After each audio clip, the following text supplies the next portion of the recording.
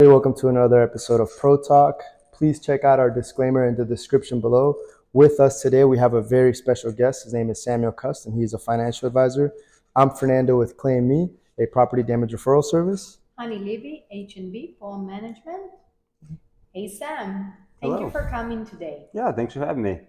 Sam, I want to ask you and kind of give our audience a course about how to invest your money right, especially for the board of director that have reserve fund and sometimes it's just sitting there and they doesn't need to use it right away. And let me just make sure that I clarify the governing documents need to allow you to use that fund, and you always need to consult with the attorney of the association and make sure that he's on board with this. Yeah, absolutely. So the easiest, every state's different. So we're in Florida, so I'm going to talk about Florida specifically. And again, I'm not an attorney, so don't quote me here. But the easiest thing you can do is you can just look at where the money is and what it's sitting in.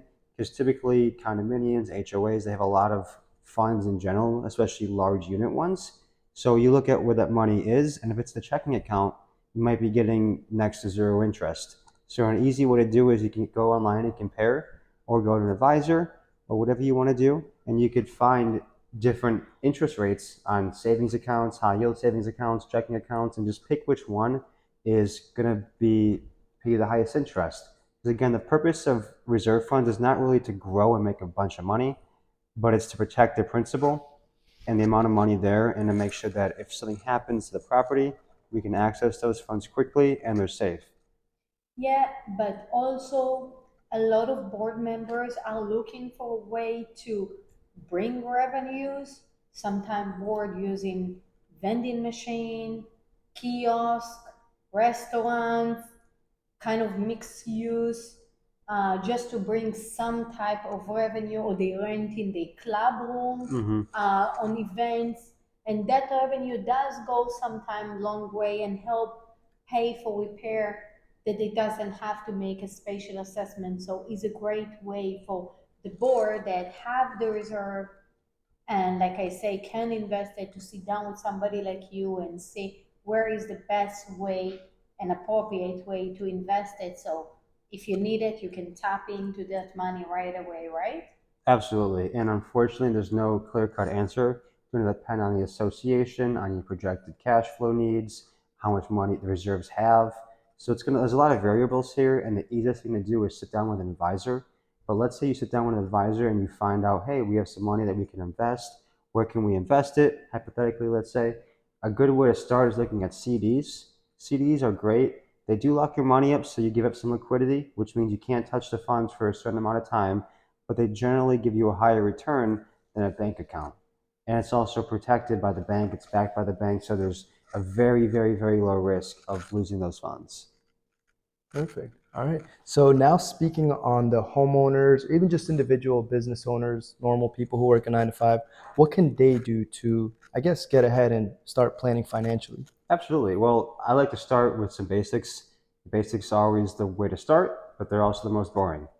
And before we get into the more advanced stuff, you have to build a financial foundation. Again, you're going to build a house, let's say. You're not going to build it on quicksand, you're going to build it on concrete. Same with your finances. You want to build a financial empire. You just want to get structurally sound, have a structurally sound financial situation. You have to build a strong foundation. And a good way to do that is you essentially get what's called an emergency fund, which generally this is about 3 to 6 months of your living expenses in a savings account. And once you have this, you can start to take some risk and invest in stuff like the stock market, real estate, bonds, gold, precious metals, whatever asset class you want to invest in.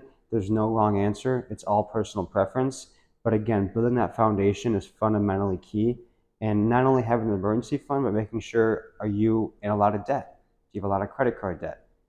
Things that we have to address. And whenever I meet with clients, we always start with the basics and we always knock it off. Hey, where can we improve the basics so we could start building a great financial foundation to build off of? That's crazy because a lot of people are under the impression that you need big capital to, invest. How much typically do people need if they want to get started just to invest at all? Oh yeah. Well, honestly, anything. $1 is better than $0. So we have clients who come to us with, they have a couple $1,000. We have clients who come to us with a couple $100,000. It all depends on your situation, but there's no minimum amount of money to invest. Now there are caveats, and it depends on where you want to invest in. Let's say you want to invest in real estate. It's a little harder to invest if you have not a lot of money. But in things like the stock market, you can invest with as little as $100, $10, $5, sometimes $1. So there's no minimum amount that you should have. So that's a big common myth. You don't need money, a whole lot of money to get started. And it's better to get started if you have very little money, because you can always add to it. And that's key. I hear you say invest in real estate, invest in bond. Hmm. Can you just kind of specify what does it mean, real estate for Yeah. you, bond? Kind of give us some idea. Yeah. So without giving you a long-winded answer, you can invest in real estate in a couple of ways: long-term rentals, short-term rentals. You could buy, and again, you buy a property, rent it out for the long term, rent it out for like an Airbnb. You could flip properties. That's some real estate examples. A bond is just a debt obligation to a company. So imagine Fernando has his company and he wants to raise revenue. Instead of going to a bank to get a loan, he could issue bonds, and I could buy that bond. And Fernando's going to pay me an interest rate every 6 months or every year, whatever the bond says. And at the end of that bond period, he pays back my principal, the amount of the bond. So it's like a mortgage, it's like a loan that companies issue to individuals. And then in stocks, really you're just buying ownership of a company. So you look at the stock market, you could buy Apple, let's say, you could buy Microsoft, you could buy Nvidia, you could buy a bunch of different companies, and the stock price will fluctuate based on essentially demand and supply of the stock and buyers in the market. And it can go up and go down, but it's a great way to really make a good return on your investment over a long period of time. So any individual can come to you and you can recommend them where, according to their need, where is the best place for them to use their money, to Ab- invest their money. Absolutely, because everyone's different. We're not all the same, and we're at different stages in life, different risk tolerances. So we all have different needs and different investment styles that fit us.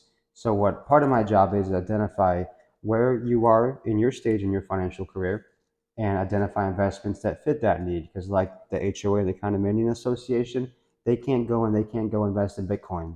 No. They can't.